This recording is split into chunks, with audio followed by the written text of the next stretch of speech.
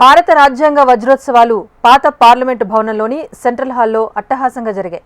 రాష్ట్రపతి ద్రౌపది ముర్ము, ఉపరాష్ట్రపతి జగదీప్ ధన్ఖడ్, స్పీకర్ ఓం బిర్లా, ప్రధాని మోదీ, కేంద్ర మంత్రులు, ఎంపీలు ఈ కార్యక్రమంలో పాల్గొన్నారు. రాజ్యాంగ వజ్రోత్సవాల సందర్భంగా సంస్కృతం, మైథిలి భాషల్లో రాజ్యాంగ ప్రతులను ఆవిష్కరించారు.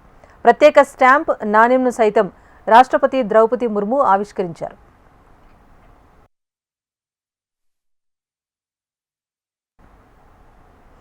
ప్రజాస్వామ్య, గణతంత్ర సూత్రాల ఆధారంగా రాజ్యాంగ రూపకల్పన జరిగిందని రాష్ట్రపతి ద్రౌపది ముర్ము అన్నారు. రాజ్యాంగానికి రాజేంద్ర ప్రసాద్, డాక్టర్ బిఆర్ అంబేద్కర్ మార్గనిర్దేశనం చేశారన్నారు. ప్రగతిశీల సూత్రాల గురించి రాజ్యాంగంలో పొందుపరిచారన్నారు. సమాజానికి రాజ్యాంగం మూలస్తంభం లాంటిదన్నారు రాష్ట్రపతి ముర్ము. ऐसे समारोह हमारी एकता को मजबूत बताने की तथा ये दर्शाते हैं कि राष्ट्रीय लक्ष्यों को प्राप्त करने के प्रयासों में हम सब एक साथ हैं। हमारे स्वाधीनता संग्राम के दौरान अनेक महान विभूतियों ने हमारे राष्ट्रीय आदर्शों को रेखांकित किया था। हमारी संविधान सभा में हमारे देश की विविधता को अभिव्यक्ति मिली थी। संविधान सभा में सभी प्रांतों और क्षेत्र के प्रतिनिधियों की उपस्थिति से अखिल भारतीय चेतना को शोर मिला था। संविधान सभा के वाद विवाद तथा सदस्यों के संबोधनों में हमें संविधान निर्माण की प्रक्रिया के साथ साथ अपने देश के बारे में गहरी जानकारी प्राप्त होती है। आज जिन पुस्तकों का विमोचन किया गया तथा जो शॉर्ट फिल्म्स दिखाई गई, उनमें लोगों को हमारे संविधान निर्माण के गौरवशाली इतिहास का परिचय प्राप्त होगा।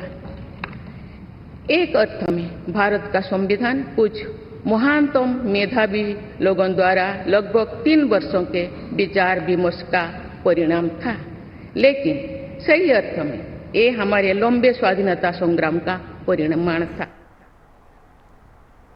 ఆర్థిక, సామాజిక న్యాయమే లక్ష్యంగా తమ ప్రభుత్వం పనిచేస్తుందన్నారు ప్రధాని మోదీ. సుప్రీంకోర్టులో రాజ్యాంగ వజ్రోత్సవాల్లో పాల్గొన్న ప్రధాని అన్ని వర్గాలు ఆర్థికంగా, సామాజికంగా అభివృద్ధి చెందాలన్నారు. ఆ దిశగా పనిచేసేందుకు రాజ్యాంగమే దారి చూపిస్తుందన్నారు. 10 ఏళ్లలో 53 కోట్ల మందికి బ్యాంకు ఖాతాలు ఇచ్చామని, 4 కోట్ల మందికి పక్కా ఇళ్లు నిర్మించిచ్చామని వెల్లడించారు. हमारे लिए गाइडिंग लाइट बना हुआ है। साथियों, भारत के भविष्य का मार्ग अब बड़े सपनों, बड़े संकल्पों की सिद्धि का है। आज हर देशवासी का एक ही ध्येय है, विकसित भारत का निर्माण। विकसित भारत का मतलब है जहां देश के हर नागरिक को एक क्वालिटी ऑफ लाइफ मिल सके, डिग्निटी ऑफ लाइफ मिल सके। ये सामाजिक न्याय, सोशल जस्टिस का भी बहुत बड़ा माध्यम है और ये संविधान की भी भावना है। इसलिए बीते वर्षों में देश में लोगों के बीच आर्थिक और सामाजिक समानता लाने के लिए कई कदम उठाए गए हैं। बीते 10 वर्षों में 53 करोड़ से ज्यादा ऐसे भारतीयों का बैंक खाता खुला है जो बैंक के दरवाजे तक नहीं पहुंच पाते थे। बीते 10 वर्षों में 4 करोड़ ऐसे भारतीयों को पक्का घर मिला है जो कई पीढ़ियों से बेघर थे। बीते 10 वर्षों में 10 करोड़ से ज्यादा ऐसी महिलाओं को मुफ्त गैस कनेक्शन मिला है जो बरसों से अपने घर में गैस पहुंचने का इंतजार कर रही थी। हमें आज के जीवन में बहुत आसान लगता है कि घर में नल खोला और पानी आ गया, लेकिन देश में आजादी के 75 साल बाद भी सिर्फ 3 करोड़ घर ही ऐसे थे जिनमें नल से जल आता था। దేశంలో సామాజిక న్యాయం జరగాలి అంటే కులగణన జరగాల్సిందే అన్నారు లోక్సభ ప్రతిపక్ష నేత రాహుల్ గాంధీ. కాంగ్రెస్ నిర్వహించిన సంవిధాన్ రక్షణ అభియాన్లో ఆయన ప్రసంగించారు. దేశంలో సంపదంతా కొద్ది మంది చేతుల్లోకి వెళుతోందని అన్నారు. ఉద్యోగాల కల్పనతో పాటు ప్రతి అంశంలో వెనుకబడిన వర్గాలకు అన్యాయం జరుగుతోందన్నారు రాహుల్ గాంధీ. మోదీ ప్రభుత్వంలో వెనుకబడిన వర్గాలకు ఉపాధి దొరకకుండా దారులు మూసేశారని ఆరోపించారు. అందుకే కులగణన చేపడితే లెక్కలు బయటకొస్తాయని, దాని ద్వారా సామాజిక న్యాయం సాధ్యమవుతుందని వెల్లడించారు రాహుల్. और हर रोज हिंदुस्तान में आदिवासी युवा, दलित युवा, पिछड़े वर्ग का युवा सपना देखता है मैं इंजीनियर बनूं, मैं डॉक्टर बनूं, मैं लॉयर बनूं, मैं मीडिया में जाऊं, मैं आईएएस ऑफिसर बनूं, मगर सच्चाई यह है कि इस देश का पूरा सिस्टम पिछड़ों, दलितों और आदिवासियों के खिलाफ खड़ा हुआ है कि यह देश आपका है, इस देश में आपकी भागीदारी है, इस देश में आपकी प्रगति हो सकती है। मगर अगर हम डेटा को देखें तो यह बिल्कुल झूठ साबित होता है कि आपके सामने दीवार खड़ी है और उस दीवार को नरेंद्र मोदी और आरएसएस मजबूत करते जा रहे हैं। जहां भी उनको अपॉर्चुनिटी मिलती है वो दीवार में सीमेंट डाल देते हैं। आज मैं देखता हूं तो मैं कह सकता हूं कि जिस प्रकार से हमें दीवार को कमजोर करना था हमने नहीं किया, यूपीए सरकार ने नहीं किया। जिस मजबूती से हमने करना था हमने नहीं किया, मगर हम दीवार को तोड़ने की कोशिश करते थे। ये दीवार में सीमेंट डाल रहे हैं, कंक्रीट डाल रहे हैं, फाउंडेशन दे रहे हैं दीवार का। इसीलिए जाति जनगणना की जरूरत है। जाति जनगणना से आप सबको पता लग जाएगा मीडिया में हमारे कितने लोग, कॉर्पोरेट इंडिया में कितने लोग, कोर्ट में कितने लोग, जुडिशरी में कितने।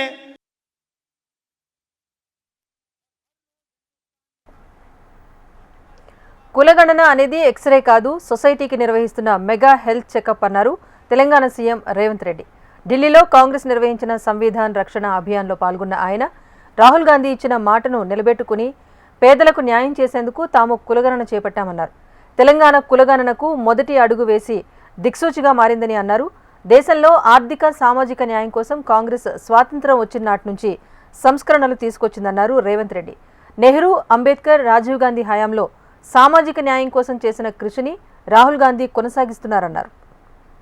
सोनिया गांधी जी, मल्लिकार्जुन खड़गे जी, श्री राहुल गांधी जी कास्ट सेंसस लेकर कन्याकुमारी से लेकर कश्मीर तक 150 डेज 4000 किलोमीटर पैदल चलकर गांव-गांव में गरीब से लेकर किसान तक, विद्यार्थी से लेकर निरुद्योग युवता तक राहुल जी ने सबसे मिलकर ये फैसला किया।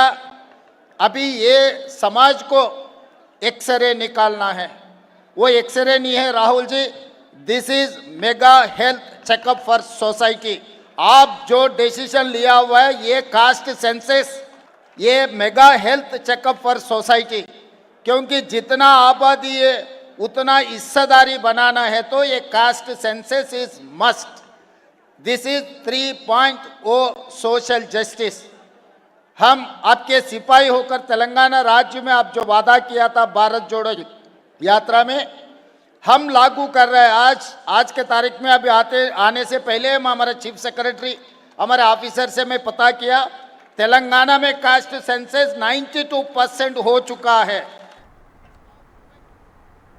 ఆర్థిక, సామాజిక, రాజకీయ న్యాయం అందరికీ అందటమే రాజ్యాంగ లక్ష్యమని ఏపీ సీఎం చంద్రబాబు అన్నారు. భవిష్యత్తులో ఎదురయ్యే సవాళ్లను దృష్టిలో పెట్టుకుని రాజ్యాంగాన్ని రచించారని తెలిపారు. ఓటు ద్వారా దేశ ప్రజలంతా కలిసి రాజ్యాంగాన్ని కాపాడుకోగలుగుతున్నామన్నారు చంద్రబాబు. రాజ్యాంగం ఇచ్చిన పదవుల్లో ఉన్నప్పుడు ఆ అధికారాన్ని ప్రజల కోసం వినియోగించాలని సూచించారు. దేశంలో ఒక విధంగా చెప్పాలంటే రాజ్యాంగాన్ని మనం కాపాడుకోగలుగుతున్నాం. రాజ్యాంగం ఒక పవిత్రమైన ఆశయంతో మనకు ఒక బాధ్యత ఇస్తే, సమాజంలో ఒక గౌరవాన్ని, గుర్తింపునిస్తే ఆ గుర్తింపుని ప్రజల కోసం మనం ఉపయోగించాలి తప్ప మన స్వార్థం కోసమో మన ఎగోతోనో మనం చేస్తే అది కూడా తీవ్రమైన నష్టాలు జరుగుతుంది. సాంఘిక, ఆర్థిక, రాజకీయ అసమానతలు కానీ సమానత్వం కానీ 70 సంవత్సరాలు అయింది. ఇప్పటికి కూడా మనం అనుకున్న లక్ష్యాల్ని, ఎవరైతే స్వాతంత్రం కోసం త్యాగాలు చేశారో వాళ్ళ యొక్క విలువల్ని గౌరవించడం కానీ, ఏ స్ఫూర్తి అయితే రాజ్యాంగాన్ని రాశారో ఆ రాజ్యాంగాన్ని అమలు చేయడంలో ఇంకా మనం ముందుకు పోవాల్సిన అవసరం ఉంది. ఈరోజు ఇంకొక విషయంలో మీరు ఒకసారి ఆలోచిస్తే, ఆర్థిక సంస్కరణ వల్ల సంపద సృష్టిస్తూ ఉంది. సృష్టించిన సంపదను లాస్ట్ మైలు తీసుకుపోవడంలో ఇంకా కొన్ని సమస్యలు ఉన్నాయి. ఒకసారి ఆర్థిక స్వాతంత్రాన్ని అందరికీ ఇవ్వగలిగితే ఆటోమేటిక్గా సామాజిక న్యాయం కూడా జరుగుతుంది. రాజకీయ ప్రాధాన్యత కూడా వస్తుంది. మళ్ళీ ఇవన్నీ కూడా ఇంటర్లింక్డ్. రాజకీయంగా అందరికీ సమానమైన అవకాశాలు వస్తాయి. చట్టాలను కూడా వాళ్ళు అమలు చేస్తారు. ఆ చట్టాల వల్ల మళ్ళా అందరికీ న్యాయం జరిగే పరిస్థితి వస్తుంది. ఇవన్నీ కూడా ఇంటర్లింక్డ్. హైదరాబాద్ గాంధీ భవన్లో రాజ్యాంగ దినోత్సవం సందర్భంగా సంవిధాన్ దివస్ సభ నిర్వహించారు. ఈ కార్యక్రమానికి హాజరైన టీపీసీసీ చీఫ్ మహేష్ కుమార్ గౌడ్ భారత సంవిధానం పుస్తకాలను ఆవిష్కరించారు. అంబేద్కర్ రాసిన రాజ్యాంగం దేశానికి పవిత్ర గ్రంథం లాంటిదన్నారు మహేష్ కుమార్ గౌడ్. 2014 నుంచి బీజేపీ, ఆర్ఎస్ఎస్ వాళ్లకు అనుగుణంగా రాజ్యాంగాన్ని మార్చాలని చూస్తున్నాయని ఆరోపించారు. రాజ్యాంగ పరిరక్షణ కోసం బీజేపీ కుట్రలను తిప్పికొట్టాలని పిలుపునిచ్చారు. పాఠశాల విద్యలో ప్రతి క్లాసులో రాజ్యాంగ పీఠిక ఉండాలని, 8వ తరగతి నుంచి పుస్తకాల్లో రాజ్యాంగాన్ని పొందుపరచాలని రాష్ట్ర ప్రభుత్వాన్ని కోరారు మహేష్ కుమార్ గౌడ్. సీఎంకు త్వరలోనే దీనిపై లేఖ రాస్తానన్నారు. దేశంలో నడుస్తున్నటువంటి ప్రస్తుత పాలన చేస్తున్న వ్యక్తులు రాజ్యాంగం పట్ల, ప్రజాస్వామ్యం పట్ల నమ్మకం సన్నగిలిన వేళ వారికి అనువుగా వారి పార్టీ యొక్క సిద్ధాంతాలుకి అనువుగా రాజ్యాంగాన్ని సమూలంగా మార్చాలని జరుగుతున్న ప్రయత్నాలు తిప్పికొట్టాల్సిన బాధ్యత ఈ దేశంలో ప్రతి పౌరుని మీద ఉంది. రాజ్యాంగం అనేది మనకు గ్రంథం. దాన్నే సమూలంగా మార్చాలనే ప్రయత్నాలు 2014 నుంచి ముమ్మరం చేశారు. వాళ్ళ ఈ దేశంలో తరాలకి ఈ దేశంలో సుఖ సంతోషాలు ఉండాలంటే మనమందరం కూడా రాజ్యాంగాన్ని పరిరక్షించుకోవాల్సిన అవసరం ఉన్నది. నేను ఈ సందర్భంగా ముఖ్యమంత్రి గారిని కోరుతా ఉన్నాను. ప్రియాంబుల్ ఏదైతే మనం పొందుపరుచుకున్నామో ప్రతి స్కూల్లో, ప్రతి క్లాస్లో ఉండే విధంగా ప్రభుత్వం చర్యలు తీసుకోవాలని నేను ముఖ్యమంత్రి గారిని మీ ద్వారా కోరుతాను. లెటర్. ఈవీఎంల ద్వారా ఎన్నికల్లో ట్యాంపరింగ్ జరుగుతోంది అంటూ దాఖలైన పిటిషన్పై సుప్రీంకోర్టు కీలక వ్యాఖ్యలు చేసింది. ఈవీఎంలను రద్దు చేసి దేశవ్యాప్తంగా ఎన్నికల్లో మళ్లీ బ్యాలెట్ విధానాన్ని తీసుకురావాలి అంటూ ప్రజాశాంతి పార్టీ అధ్యక్షుడు కేఏ పాల్ పిటిషన్ దాఖలు చేశారు. విదేశాల్లో ఇప్పటికీ బ్యాలెట్ విధానాన్ని అనుసరిస్తున్నారని, భారత్లో కూడా దీన్నే కొనసాగిస్తే బాగుంటుందని అన్నారు. అంతేకాకుండా ఎన్నికల సందర్భంగా దేశంలో వేల కోట్ల రూపాయల్లో అవినీతి జరుగుతోందని ఆరోపించారు. ఈ పిటిషన్పై విచారణ జరిపిన అత్యున్నత న్యాయస్థానం ఆగ్రహం వ్యక్తం చేసింది. గెలిస్తే ఈవీఎంలను ట్యాంపరింగ్ చేయలేదంటారు, ఓడిపోతే మాత్రం ట్యాంపరింగ్ జరిగింది అంటారు అంటూ సీరియస్ అయింది. బ్యాలెట్ విధానాన్ని అనుసరించినంత మాత్రాన అవినీతి ఆగిపోతుందని మీరు చెప్పగలరా అంటూ పిటిషనర్ తరపు న్యాయవాదిని ప్రశ్నించింది ధర్మాసనం. దేశంలో ఈవీఎంలు రద్దు చేయాలని తాము ఆదేశించలేమంటూ కేఏ పాల్ వేసిన పిటిషన్ను కొట్టివేసింది.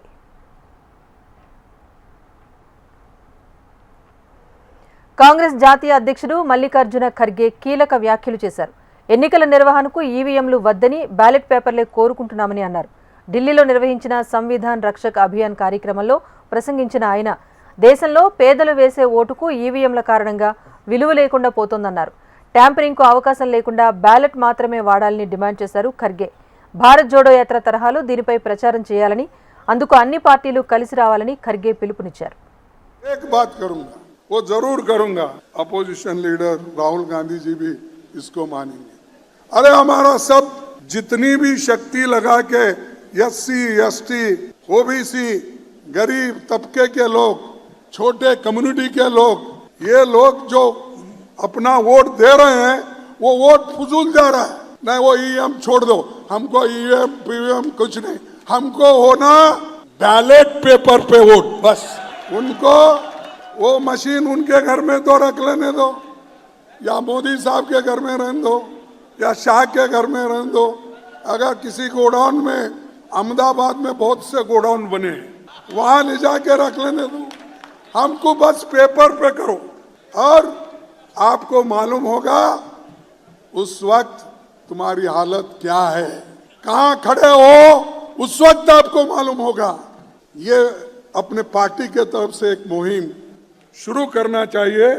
सभी लोगों को कहना चाहिए, सभी पार्टियों को भी हम कहेंगे।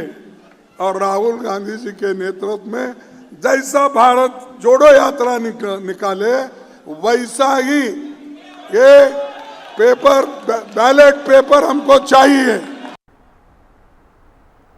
పార్లమెంట్ ప్రతిపక్ష నేత రాహుల్ గాంధీ వ్యవహరించిన తీరుతో దేశ రాజకీయాల్లో కొత్త రచ్చ రాజుకుంది. రాజ్యాంగ దినోత్సవ వేడుకల్లో రాష్ట్రపతి ద్రౌపది ముర్ము హాజరవగా ప్రధాని Modi, AICC chief Kharge, Rahul Gandhi, JP Nadda పాల్గొన్నారు. అయితే రాష్ట్రపతి ప్రసంగం అనంతరం వేదికపై ఉన్న నేతలంతా ఆమెకు గౌరవంగా నమస్కారం చేయగా రాహుల్ మాత్రం స్పీచ్ ముగిసిన వెంటనే స్టేజ్ నుంచి దూరంగా వెళ్లిపోయారు. దీంతో బీజేపీ నేతలు సోషల్ మీడియా వేదికగా రాహుల్ను విమర్శిస్తున్నారు. కాంగ్రెస్ అంటే రాజ్యాంగ వ్యతిరేకి అంటూ పోస్టులు చేస్తున్నారు. రాహుల్ అహంకారంతోనే ఆదివాసీ మహిళ అయిన ముర్మును గౌరవించలేదంటూ ఆరోపణలు చేస్తున్నారు. ఈ వీడియో ప్రస్తుతం సోషల్ మీడియాలో వైరల్గా మారింది.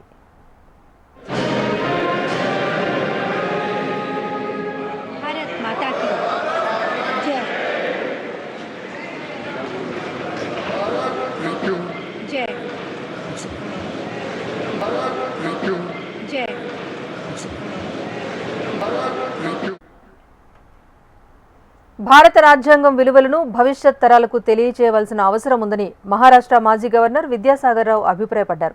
75వ భారత రాజ్యాంగ దినోత్సవం సందర్భంగా రాష్ట్ర బీజేపీ కార్యాలయంలో ఏర్పాటు చేసిన కార్యక్రమానికి విద్యాసాగర్ రావు ముఖ్య అతిథిగా హాజరయ్యారు. అంబేద్కర్ చిత్రపటానికి పూలమాలలు వేసి నివాళులర్పించారు. భారతదేశం ప్రపంచంలోనే అజేయ శక్తిగా ఎదుగుతోందని విద్యాసాగర్ రావు అన్నారు. ప్రపంచం మొత్తం భారత్ వైపు చూస్తోందని అన్నారు. 75 సంవత్సరాలు రాజ్యాంగం అమలులోకి వచ్చినటువంటి ఆ దినం, దీన్ని కూడా మొత్తం భారతదేశ వ్యాప్తంగా చాలా ఉత్సాహంగా చేసుకోవడం జరుగుతుంది. మన భారత రాజ్యాంగం అనేది దీని ఆధారంగా విజయవంతంగా భారతదేశంలో ప్రజాస్వామ్యం పరిడవిల్లుతుందని ప్రపంచవ్యాప్తంగా అన్ని దేశాలు శ్లాఘిస్తున్నాయి. మన రాజ్యాంగం భారతదేశంలో ఉన్న పౌరులందరికీ కూడా, ఏ వర్గమైనా కూడా వాళ్ళందరికీ సమన్యాయం చేకూర్చడానికి కోసం ఈ రాజ్యాంగాన్ని అందరూ ఉపయోగించుకుంటున్నారు, అందరూ గౌరవిస్తున్నారు. ప్రపంచంలోనే అతిపెద్ద రాజ్యాంగం మనది. ఈ రాజ్యాంగానికి ఎన్నో సవరణలు చేసుకున్నామంటే ప్రజల అవసరాలకు అనుగుణంగా రాజ్యాంగాన్ని సవరించుకునేటువంటి పరిస్థితి వచ్చింది కాబట్టి సవరించుకోవడం తప్పనిసరి. జీడిమెట్ల అగ్ని ప్రమాదంలో మంటలు అదుపులోకి రాలేదు. కంపెనీలోని కింది అంతస్తుకు మంటలు వ్యాపించాయి. కంపెనీలోని ఆయిల్ ట్యాంకర్లు పేలిపోయాయి. భారీ మొత్తంలో పేలుడు సంభవించింది. 200 మీటర్లకు పైగా ఎత్తు వరకు మంటలు ఎగిసిపడుతున్నాయి. మంటలను ఆర్పివేసేందుకు వచ్చిన ఫైర్ సిబ్బంది పరుగులు తీశారు. స్థానికులు తీవ్ర భయాందోళనలో ఉన్నారు.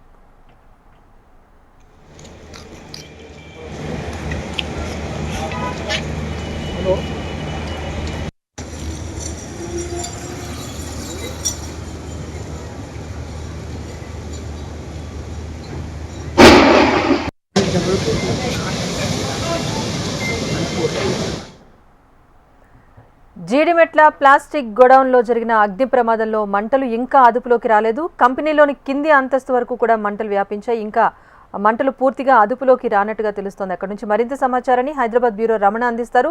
రమణ, చెప్పండి, ప్రమాద తీవ్రత గురించి ఫైర్ సిబ్బంది ఏం చేస్తున్నారు? ఇంకా మంటలు అదుపులోకి రానట్టుగా తెలుస్తోంది, పరిస్థితి ఏంటి? దాదాపు 8 గంటలు పూర్తి కావస్తుంది. ఇంకా ఇప్పటికి కనీసం మంటలు కంట్రోల్ కాలేకపోయాయి. దాదాపు భారీ ఎత్తున మంటలు తీసుపడుతున్నాయి. 3 అంతస్తుల బిల్డింగ్ లో ముందు పై అంతస్తులో ఈ ఫైర్ స్టార్ట్ అయింది. ఆ తర్వాత ఇప్పుడు కింది అంతస్తులో చేరుకోవడంతో అక్కడ కింది అంతస్తులో ఏదైతే గ్రౌండ్ ఫ్లోర్ ఉంటుందో గ్రౌండ్ ఫ్లోర్ లో ఆయిల్ ట్యాంకర్స్ ఉన్నాయి. ఆ ఆయిల్ ట్యాంకర్స్ ఆ మంటలు దాటికి భారీ శబ్దాలతో పేలుతుండడంతో ఒక సమయంలో ఫైర్ సిబ్బంది ఎవరైతే మంటలు కంట్రోల్ చేసే ప్రయత్నం చేసిన ఫైర్ సిబ్బంది కూడా భయంతో బయటకు పరుగు తీసిన పరిస్థితి ఉంది.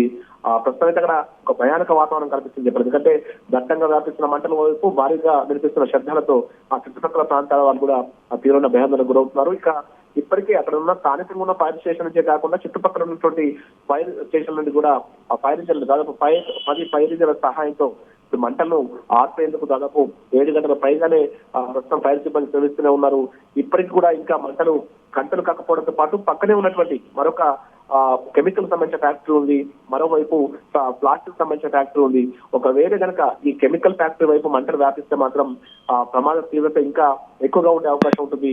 అప్పుడు మంటలు కంట్రోల్ చేయడం చాలా కష్టమైనటువంటి భావనలో ప్రస్తుతం ఫైర్ సిబ్బంది ఉన్నారు. కాబట్టి ముందు ఇక్కడ ఫైర్ కంట్రోల్ అయితేనే ఆ పెద్ద ప్రమాదం నుంచి బయటపడొచ్చినటువంటి అభిప్రాయాలు వ్యక్తం చేస్తున్నారు. మరి చూడాలి.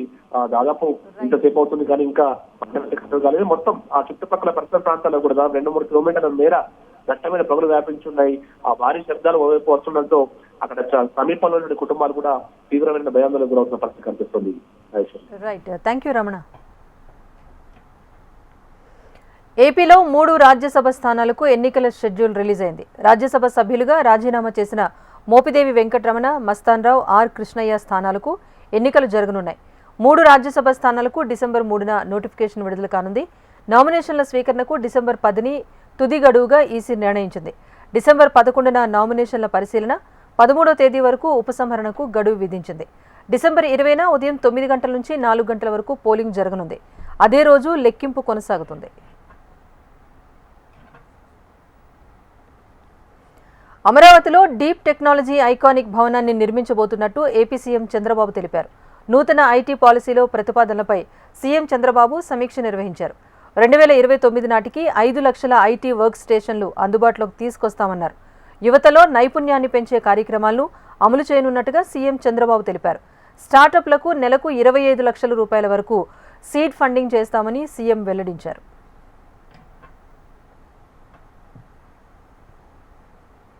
ఆంధ్రప్రదేశ్ డిప్యూటీ సీఎం పవన్ కళ్యాణ్ ఢిల్లీ పర్యటనలో భాగంగా పలువురు కేంద్ర మంత్రులతో భేటీ అయ్యారు.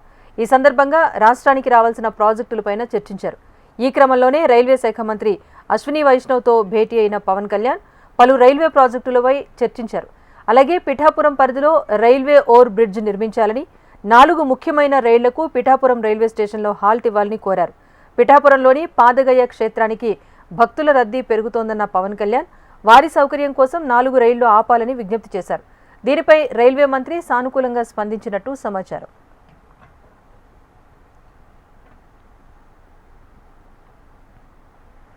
భారత రాజ్యాంగ దినోత్సవం సందర్భంగా వైసీపీ ఎమ్మెల్యేలపై ఏపీ కాంగ్రెస్ చీఫ్ షర్మిల విరుచుకుపడ్డారు. విజయవాడ ఆంధ్రరత్న భవన్ నుంచి అంబేద్కర్ స్మృతివనం వరకు షర్మిల పాదయాత్ర చేశారు. భారత రాజ్యాంగ పుస్తకాన్ని చేతిలో పట్టుకుని పాదయాత్ర నిర్వహించారు. భారత రాజ్యాంగం ఎంతో గొప్పదని ఆమె గుర్తు చేశారు. అయితే రాజ్యాంగం ప్రకారం ఎన్నికైన ఎమ్మెల్యేలు అసెంబ్లీకి వెళ్లకపోవడం విడ్డూరమంటూ వైసీపీ ఎమ్మెల్యేలను ఉద్దేశించి షర్మిల విమర్శలు గుప్పించారు. అసెంబ్లీకి గైర్హాజరయ్యే ఎమ్మెల్యేలు తమ పదవికి రాజీనామా చేయాలంటూ ఆమె డిమాండ్ చేశారు. గెలిచిన వాళ్ళు, ప్రజలు గెలిపించిన వాళ్ళు అసెంబ్లీకి వెళ్ళాలి, ప్రజల సమస్యల మీద మాట్లాడాలి అని. మరి అలాంటప్పుడు మీకు అంతటి బాధ్యతను రాజ్యాంగం ఇచ్చినప్పుడు, అంతటి నమ్మకాన్ని ప్రజలు మీ మీద ఉంచినప్పుడు, జగన్మోహన్ రెడ్డి గారైనా ఆయన ఎమ్మెల్యేలైనా మీరు అసెంబ్లీకి కూడా వెళ్ళకపోతే, అసెంబ్లీలో ప్రజల తరపున మీరు గొంతు ఎత్తకపోతే ఎందుకు అధికారంలో ఉన్నారు అని అడిగి రాజీనామా చేయమని డిమాండ్ చేశారు. వివాదాస్పద దర్శకుడు రామ్ గోపాల్ వర్మ ముందస్తు బెయిల్ పిటిషన్లపై విచారణ వాయిదా పడింది. ఆర్జీవీ పిటిషన్లపై విచారణను రేపటికి వాయిదా వేసింది ఏపీ హైకోర్టు. చంద్రబాబు, పవన్ కళ్యాణ్లపై సోషల్ మీడియాలో అసభ్యకర పోస్టులు పెట్టారని ఆర్జీవీపైన కేసు నమోదైంది. ప్రకాశం, విశాఖ, గుంటూరు జిల్లాల్లో ఆర్జీవీపై 3 కేసులు నమోదయ్యాయి. ఈ కేసులో ముందస్తు బెయిల్ కోరుతూ ఆర్జీవీ ఏపీ హైకోర్టును ఆశ్రయించగా రేపు విచారణ జరగనుంది.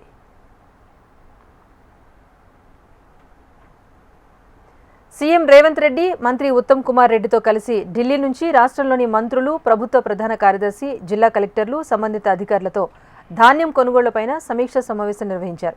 తెలంగాణ వ్యాప్తంగా ధాన్యం కొనుగోళ్లను వేగవంతం చేయాలని, అన్ని కొనుగోలు కేంద్రాల్లో గన్నీ బ్యాగులు, ప్యాడీ క్లీనర్స్ అందుబాటులో ఉంచుకోవాలని సీఎం రేవంత్ రెడ్డి ఆదేశించారు. కొనుగోలు చేసిన ధాన్యం వివరాలను ఆన్లైన్లో నమోదు చేసి రైతులకు వెంటనే డబ్బులు పడే విధంగా సంబంధిత జిల్లా కలెక్టర్లు చర్యలు తీసుకోవాలన్నారు. సన్న రకానికి బోనస్ డబ్బులు వెంటనే మంజూరు చేయాలన్నారు సీఎం రేవంత్ రెడ్డి.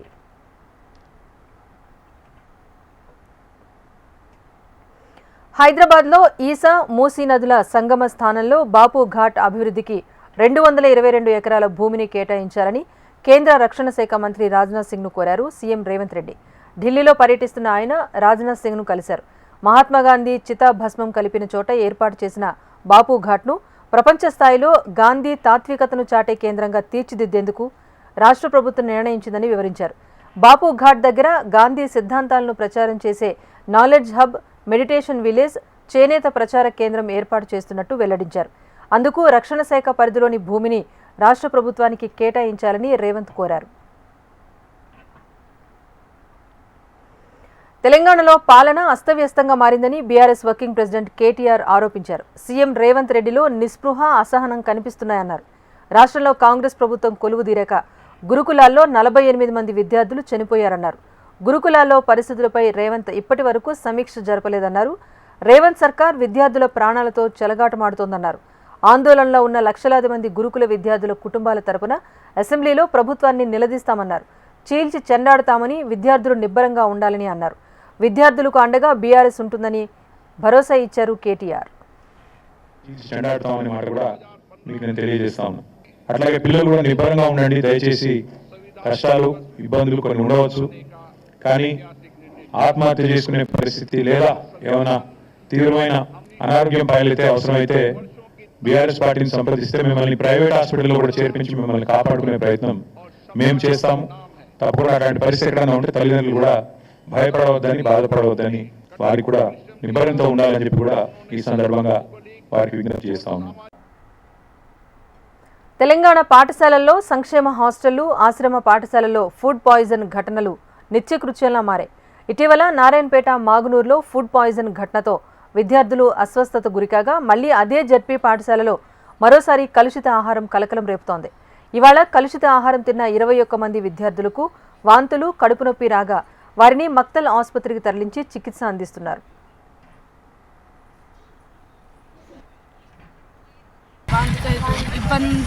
వంకాయ కూర వాంతికి అవుతుంది. వంకాయలు ఉడికిలేవు, ఆలుగడ్డలు కూడా ఉడికిలేవు, ఆలుగడ్డలు ఉడికిలేవు, వంకాయలు కూడా ఉడికిలేవు, వాంతికి అవుతుంది.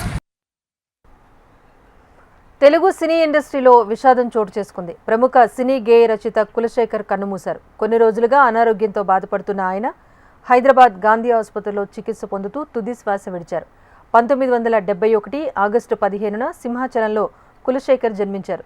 జర్నలిస్టుగా తన ప్రయాణాన్ని మొదలుపెట్టి ఆ తర్వాత చిత్రం సినిమాతో చిత్ర పరిశ్రమలోకి అడుగుపెట్టారు. చిత్రం, నువ్వు నేను, మనసంతా నువ్వే, అవునన్నా కాదన్నా, ఘర్షణ, భద్ర, సంతోషం, జయం, సైనికుడు లాంటి సూపర్ హిట్ చిత్రాలకు పాటల రచయితగా పనిచేశారు. 100కు పైగా సినిమాలకు స్టార్ రైటర్గా పనిచేశారు ఆయన. కొన్నేళ్లుగా చిత్ర పరిశ్రమకు దూరమయ్యారు. కుటుంబ సభ్యులతోనూ దూరంగా ఉంటున్నారు. చివరకు దయనీయ స్థితిలో మృత్యువుడికి చేరుకున్నారు. కులశేఖర్ మరణ వార్త తెలుసుకున్న సినీ ప్రముఖులు ఆయనకు సంతాపం తెలిపారు. బంగాళాఖాతంలో ఏర్పడిన వాయుగుండం మరింత బలపడుతోంది. ఫలితంగా తమిళనాడు వ్యాప్తంగా భారీ వర్షాలు కురుస్తున్నాయి. 2 రోజులుగా ఎడతెరిపి లేని వర్షాలకు జనజీవనం స్తంభించిపోయింది. వాయుగుండం తీవ్ర వాయుగుండంగా మారి తమిళనాడు వ్యాప్తంగా మోస్తరు నుంచి భారీ వర్షాలు కురిసే అవకాశం ఉందని వాతావరణ శాఖ అధికారులు వెల్లడించారు. ఇప్పటికే చెన్నై, నాగపట్నం, చెంగల్పట్టు, తిరువాపూర్, కడలూరు వంటి ప్రాంతాల్లో ఎడతెరిపి లేని వర్షపాతం నమోదవుతోంది. బిజినెస్ అప్డేట్ చూస్తే దేశీయ స్టాక్ మార్కెట్ సూచీలు నష్టాల్లో ముగిశాయి. అంతర్జాతీయ మార్కెట్లలోని సానుకూల పవనాల నేపథ్యంలో మార్కెట్లు ఉదయం లాభాల్లోనే మొదలయ్యాయి. మధ్యాహ్నం వరకు పెరుగుతూ వచ్చిన సూచీలు ఒక్కసారిగా పతనమయ్యాయి. రోజంతా ఒడిదుడుకులు ఎదుర్కొన్నాయి. చివరి సెషన్లో మళ్లీ కోలుకుని స్వల్ప నష్టాల్లో ముగిసింది. సెన్సెక్స్ 105, నిఫ్టీ 27 పాయింట్ల చొప్పున నష్టపోయాయి. ఇది prime time news update. Keep watching HM TV. వార్త ఆగదు, నిజం దాగదు.